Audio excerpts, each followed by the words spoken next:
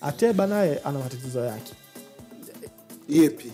Ateba nafikiri naye kuna hayo kwamba aliingia kwenye yale mazingira ya timu, bado watu alikutana na timu wapya, system ya kocha mpya, lakini naye kuna vitu anashindwa complement vizuri. Naye ukimwangalia tu hata kwa sifa zake, ni mchezaji ambaye anajiamini kwamba physically yupo tough. Ana uwezo wa kushuka kwenye maeneo finyu apigane vikumbo na wachezaji wa timu pinzani. Lakini kuna nyakati nazo anatakiwa kama mshambuliaji yeye ndo awe kwenye ile eneo hatari, na ukitokea mpira umetokea kwenye nafasi au afinish vizuri.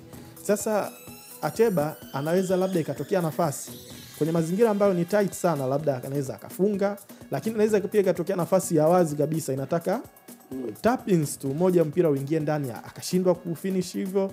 Na ndio maana ukiangalia nafikiri nusu ya magoli ya Ateba yametokana na penalty. Nusu ya magoli yake haya machache, lakini yametokana na penalty. Kwa hiyo bado kuna vitu ni kama anashindwa kuvipangilia vizuri kwenye game yake. Kuna vitu anavicomplicate kwamba nyakati gani za kudrop off, nyakati gani za kuwa kwenye box. Yaani kuna kitu bado unaona kwa huyu mchezaji bado anahitaji maelekezo mengi sana ya kiufundi ili kuwa sawa. Sasa hivi vyote ambavyo nimezungumza, Saadun story yake nafikiri yeye ni special case.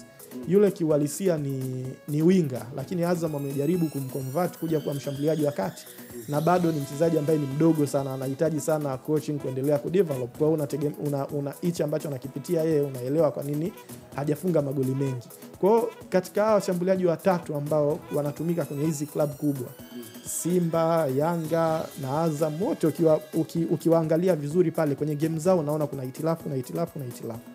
Sasa hiyo ni story tofauti kabisa na Jonathan Soa.